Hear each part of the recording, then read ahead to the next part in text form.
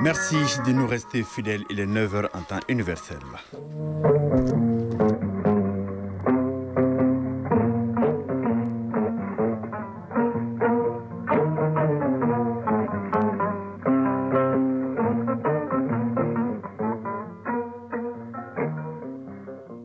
Le journal, Mohamed Diarra.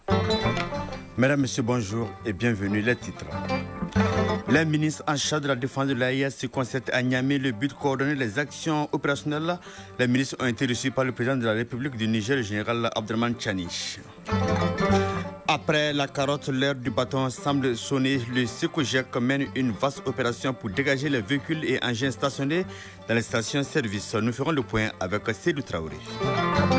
En sport, la CAF confirme l'utilisation de l'assistance vidéo à l'arbitrage pour les barrages africains de la Coupe du Monde 2026. Les détails seraient avec Famou Djourté en fin de journal. Année de la culture, Dr Samuel Sidibé est le parrain du mois de novembre. Archéologue chevronné, Samuel Sidibé a imprimé sa marque au musée national qu'il a dirigé pendant 30 ans. Cheikh Omar Sangaré est allé à sa rencontre. Son portrait en fin de journal. Voilà pour le sommaire. Tout de suite, les détails.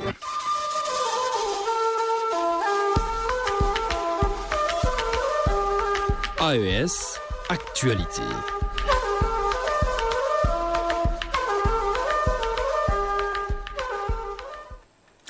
Oui, ce communiqué de l'état-major général des armées informe l'opinion que hier vendredi 9 novembre 2025, les femmes ont déjoué des attaques terroristes respectivement à Eremakono dans la région de Sikasso à 4h30, Sumpi dans la région de Tombouctou à 14h. Ces attaques ont été vigoureusement repoussées, suivies de ratissages avec d'importantes pertes infligées aux terroristes, tant humaines que matérielles. Les appuis des vecteurs aériens ont permis de localiser et neutraliser les rescapés terroristes en débandade. L'état-major général des armées rassure de l'engagement des femmes à défendre le territoire national. Le président de la République du Niger, chef de l'État, le général Abdraman Tchani, a reçu hier en audience les ministres de la Défense des pays de la Confédération de l'AES. Il s'agissait donc pour les ministres qui sont à Niamey dans le cadre d'une réunion qui entre dans le cadre de l'opérationnalisation de la force unifiée de l'AES. Les détails avec nos correspondants à Niamey dans nos éditions futures.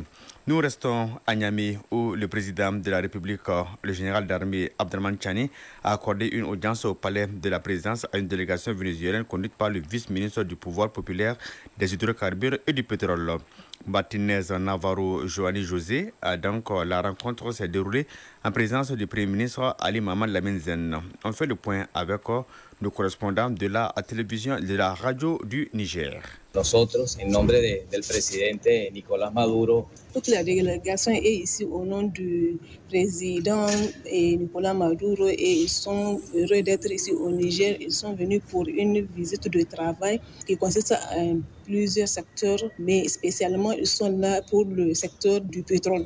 Et ils sont venus dans le sens de travailler dans plusieurs secteurs et apporter leur aide, mais spécifiquement dans le secteur des hydrocarbures. Et la visite consiste en la coopération que nous avons avec leur pays. Et puis, c'est une coopération qui avait commencé depuis leur ancien président Hugo Chavez et qui continue aujourd'hui avec Nicolás Maduro. Et j'espère que nous atteindrons nos objectifs à travers cette coopération. Ils sont convaincus que nous serons capables, dans ce sens, eux de leur côté vont nous apporter leur aide pour nous permettre de nous développer dans tous les secteurs nécessaires. Aussi, ils sont ici pour renforcer cette coopération et ils sont là pour œuvrer et apporter leur aide à notre peuple.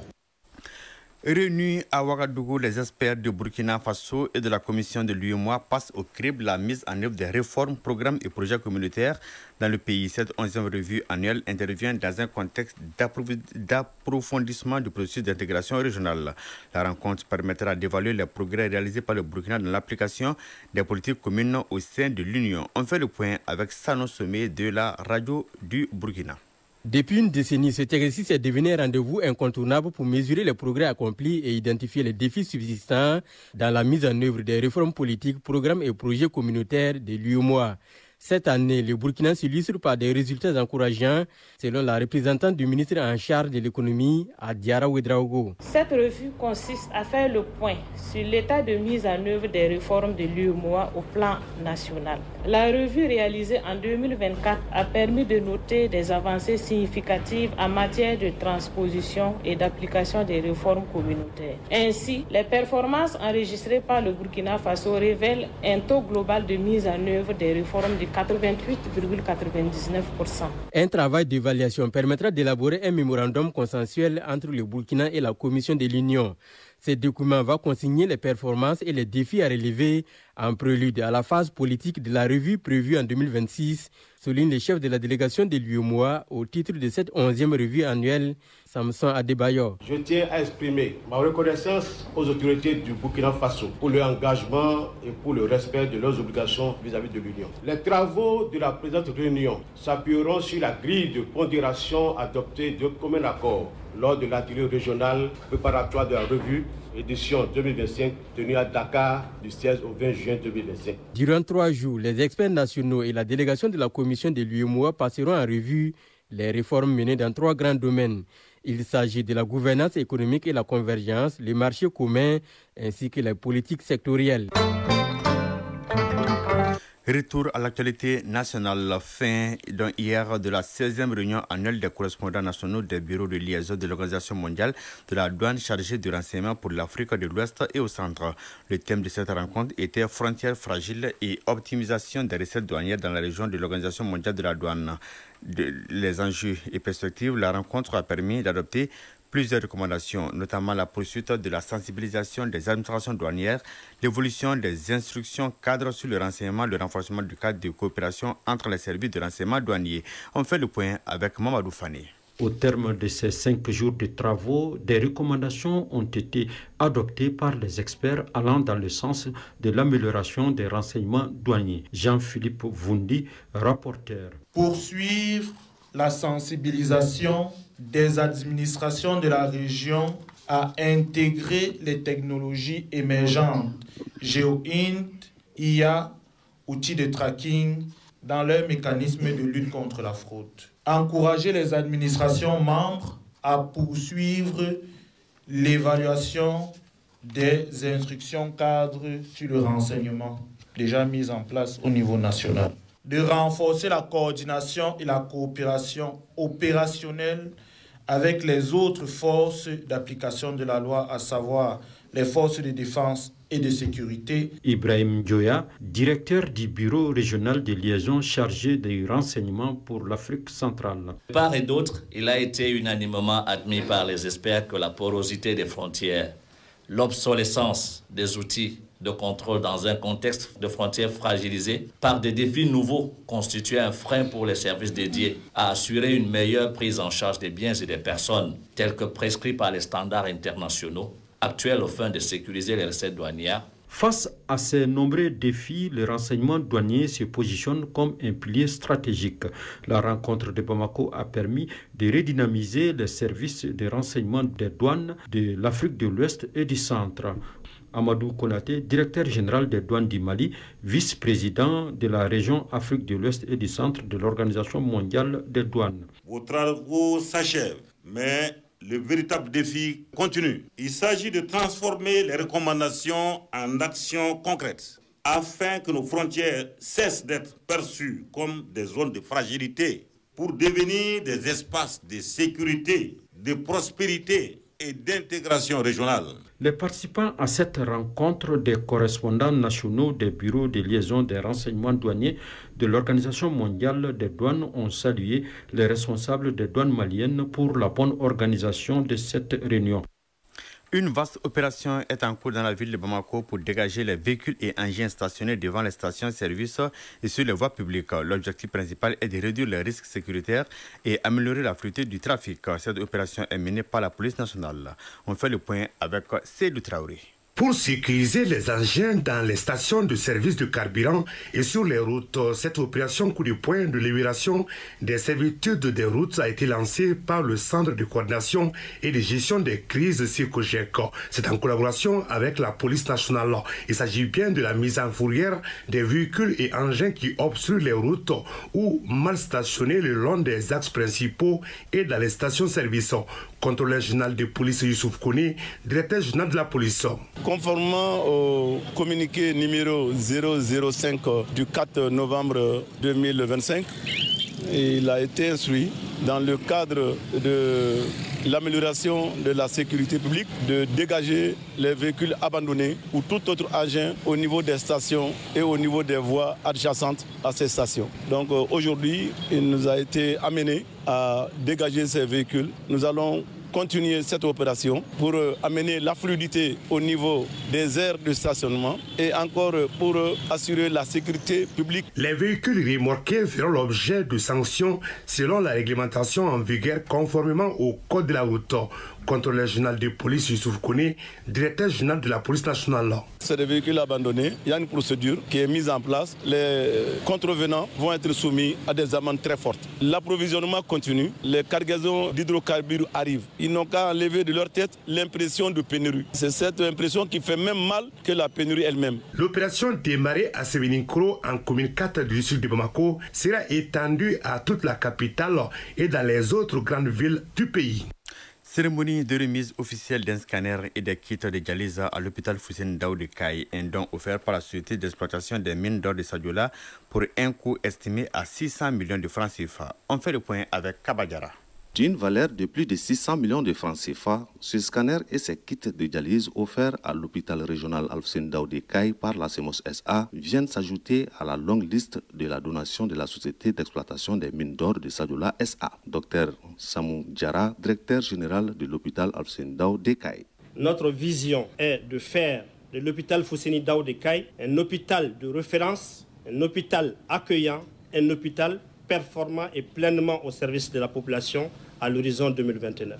C'est pourquoi je tiens à exprimer nos sincères remerciements à la société CEMOS SA. Grâce à son appui généreux, notre hôpital est aujourd'hui doté d'un scanner moderne et de kits de dialyse. Taïrou Balo, directeur général de la CEMOS SA. Désormais, avec ces deux unités spécialisées, équipées d'appareils de technologie de pointe, la direction générale, la CEMOS et le groupe Allian entendent apporter leur modeste contribution pour assurer et garantir une meilleure santé aux populations à moindre coût. Pour le chef de l'exécutif régional, l'acquisition de ce scanner représente une avancée technologique et médicale considérable pour l'hôpital Fousseyni Daouda, qui devient ainsi un des hôpitaux les mieux équipés du Mali en matière de diagnostic par imagerie. Général de brigade Moussa Soumaré, gouverneur de la région de Caille. Je tiens à rendre un hommage appuyé à la CEMOS SA pour cet acte de haute portée sociale. Votre geste doit être une simple contribution matérielle, traduit un engagement citoyen exemplaire.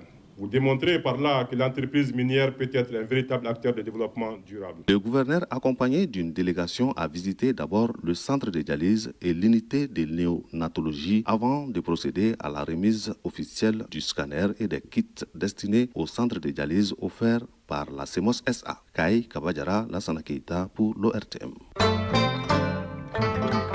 Nous abordons la page internationale de cette édition. Je reçois dans ce studio Ibrahim Kouakounate. Bonjour. Bonjour, Mohamed Diarra. On commence par la Côte d'Ivoire, le rendez-vous avorté du parti de Laurent Gbagbo qui avait mobilisé ses partisans hier pour une marche de protestation.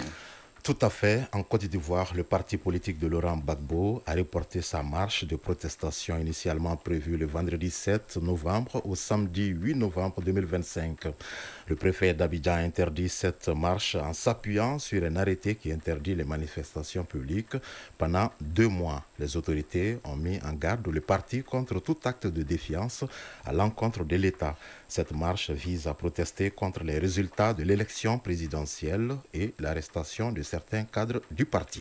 En Tanzanie, l'État frappe fort avec des arrestations. En Tanzanie, 76 personnes ont été inculpées hier pour la trahison et le complot criminel après les violences post-électorales.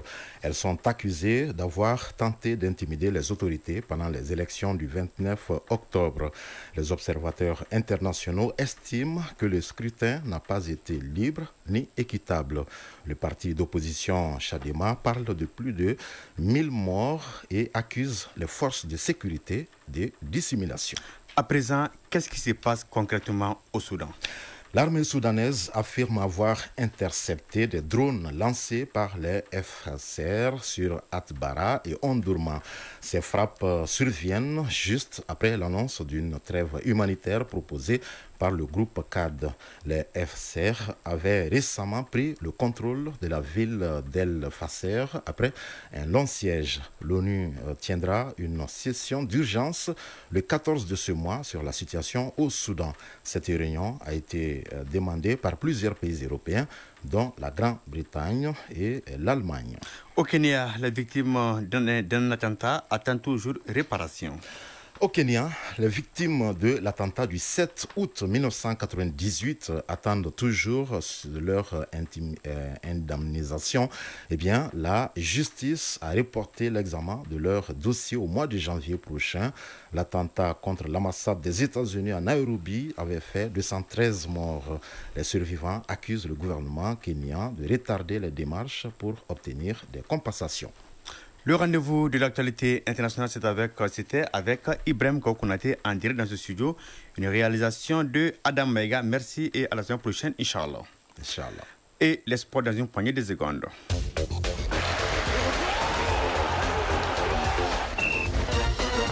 La Confédération africaine de football a confirmé l'utilisation de l'assistance vidéo à l'arbitrage VAR pour les barrages africains de la Coupe du Monde 2026 qui se dérouleront en match unique à Rabat au Maroc.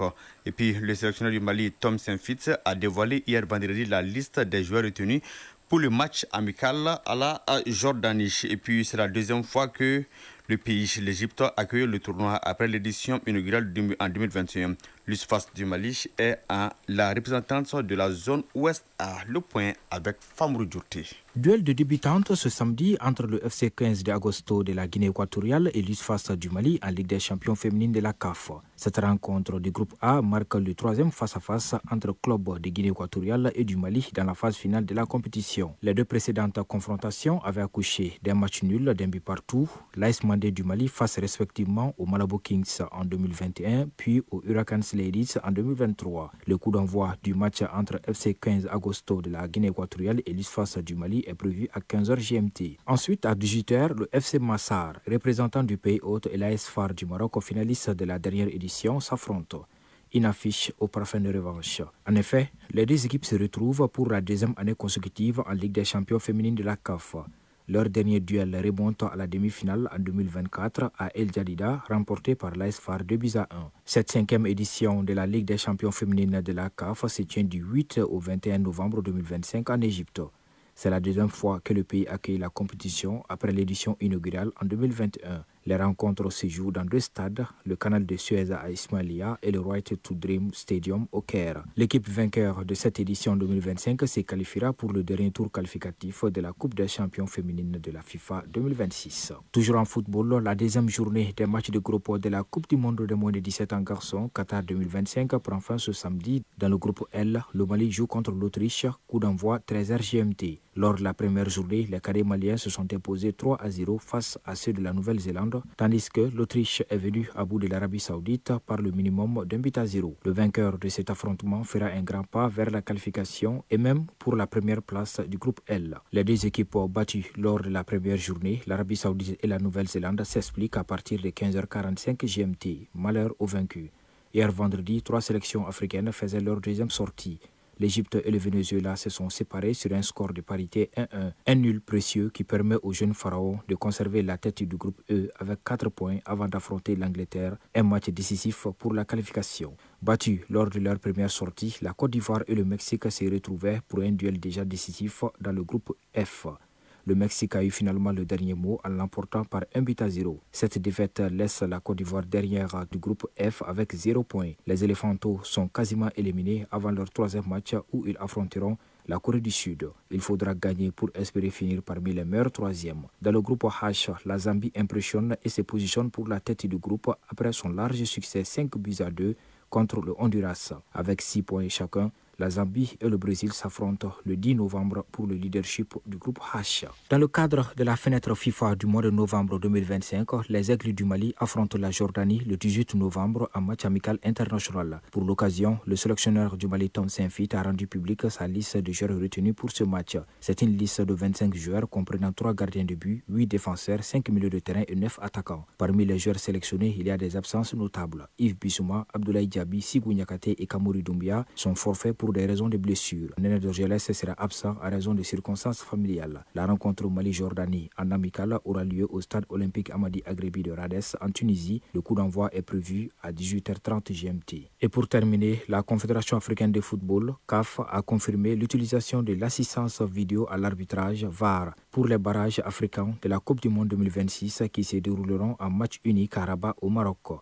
Cette décision, saluée par de nombreux observateurs, vise à renforcer l'équité et la crédibilité de ces rencontres à enjeu capital où le moindre fait de jeu peut changer le destin d'une sélection. Il marque un tournant puisque la technologie n'avait pas été systématiquement utilisée lors de la phase de groupe des éliminatoires. Le Nigeria, le Cameroun, la République démocratique du Congo et le Gabon, les 4 équipes en lice pour le seul ticket restant vers le tournoi des barrages intercontinental de la FIFA bénéficieront donc d'un niveau de supervision technologique maximal pour ces duels décisifs. Le mini-tournoi des barrages intercontinental des qualifications africaines pour la Coupe du Monde 2026 se dispute du 13 au 16 novembre 2025 à Rabat au Maroc. Les affiches sont Nigeria contre Gabon et Cameroun face à la République démocratique du Congo. Les 2 vainqueurs se retrouvent en finale pour le seul ticket intercontinental. Page Mali Culture 2025.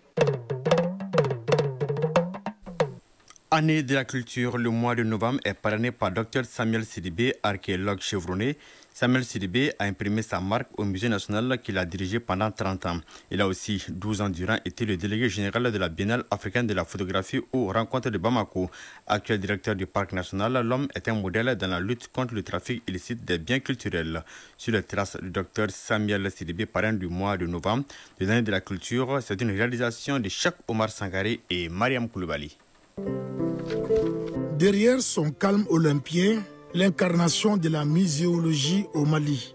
Samuel Sidibé a vu le jour au début des années 50 à Somasso, au pays Minyanka, dans le cercle de Bla. Il continue sa scolarité en obtenant son diplôme d'études fondamentales DF à l'école primaire protestante de Yorosso avant d'entrer au lycée Badala de Bamako en 1968. Après le baccalauréat, Samuel voit son rêve d'homme de droit s'envoler car seul le destin a raison sur l'homme et il l'entraîne dans le domaine de l'archéologie. Dr Samuel Sidibé, parrain du mois de novembre de l'année de la culture. Le choix de l'archéologie était donc pas un choix personnel. C'était un choix dicté par le ministère de l'Éducation à l'époque. À l'époque, d'ailleurs, on ne disait pas archéologie, on disait muséologie. Et j'avais été donc envoyé en France pour faire des études de muséologie parce que je pense qu'à l'époque, ça correspondait à un plan que l'État avait fait pour le développement des musées. Ainsi, à l'université de Clermont-Ferrand en France, Samuel Sidibé décroche une maîtrise en histoire de l'art avant de présenter une thèse à Paris 1 Sorbonne sur l'archéologie funéraire de l'Afrique de l'Ouest. Nous sommes en 1980. Rentré au pays après les études, l'archéologue intègre la fonction publique par l'Institut des sciences humaines où il dirige des fouilles archéologiques pendant 7 ans. Puis, il devient en février 1987 le directeur du Musée national. Face aux défis du moment, l'homme s'érige en rempart contre le vol et le bradage du patrimoine culturel national. Le pays était victime de pillages importants. Les sites archéologiques étaient considérablement pillés. Les objets étaient exportés illicitement. Nous avons profité de ce moment pour créer une véritable conscience autour de la nécessité de protéger le patrimoine. Par exemple, donc, les textes de loi qui permettaient de protéger les textes, le patrimoine, nous avons élaboré l'ensemble de ces textes. Grâce à ces efforts et à travers achats, dons, legs et autres restitutions, le fonds du Musée national est considérablement alimenté. Même dans cette salle, vous avez un objet ici qui a appartenu à Jacques Chirac, qui a été offert à Jacques Chirac, et qu'à cause donc de la bagarre que nous avons faite, cet objet, Jacques Chirac a été obligé de ramener cet objet au Mali. Il y a un autre objet ici qui a été acheté à l'époque par le musée de Quai Branly, mais à cause de la bagarre qu'on avait soulevée, à cause de la sensibilité qu'on avait fait, le musée de Quai Branly a retourné la pièce. Pour mieux conserver ces objets, Samuel initie un ambitieux projet de modernisation et d'agrandissement du musée national. On est passé de 400 mètres carrés de surface d'exposition à plus de 1000 mètres carrés de surface d'exposition. Toutes les salles que vous avez vues, la salle d'exposition temporaire que vous avez vue, la boutique, etc., ça faisait partie effectivement de ce projet d'extension. Parmi les prouesses du docteur Samuel Sidibé au musée national, on note également l'exposition Les Vallées du Niger qui a bénéficié de la collaboration de 8 autres musées, dont 6 africains et 2 français en 1992. Après 30 ans de service à la direction du musée national, Samuel fait valoir ses droits à la retraite en 2017. Depuis, il dirige le parc national qui est aussi l'émanation d'un des projets dont il fait partie des initiateurs. Un projet qui englobe promotion du patrimoine culturel, protection du patrimoine naturel et sauvegarde de la biodiversité. Si vous regardez la topographie des lieux, vous avez d'un côté le musée, vous avez le parc botanique et vous avez le parc zoologique. Et l'idée, c'était donc de faire en sorte que la question de la culture et de la nature soient ensemble. Sous son leadership, le parc enregistre plus d'1 million de visiteurs par an. Samuel Sidibé, c'est de la constance au service de la culture. Ainsi, il fut délégué général de la Biennale africaine de la photographie ou les rencontres de Bamako de 2005 à 2017. Ces pionniers de la lutte contre le trafic illicite des biens matériels prônent à la fois conservatisme et contemporanéité dans la concrétisation du Malikoura. Et je pense que le Malikoura doit contribuer à mettre des valeurs en exergue. Notre passé, oui, il est important parce qu'il est porteur de valeurs, il est porteur de savoir, il est porteur de conscience.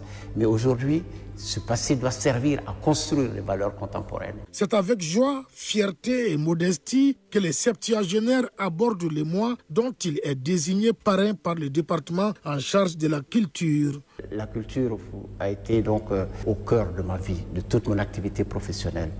Et je pense que si je peux aider à ce qu'il y ait un petit plus pour ce mois, je suis complètement disponible à le faire. Figure charismatique de la protection du patrimoine culturel, Dr Samuel Sidibé, bien que tombé dans les chaudrons de l'art par hasard, incarne la conscience populaire de conservation de l'immense réservoir culturel dont dispose le Mali.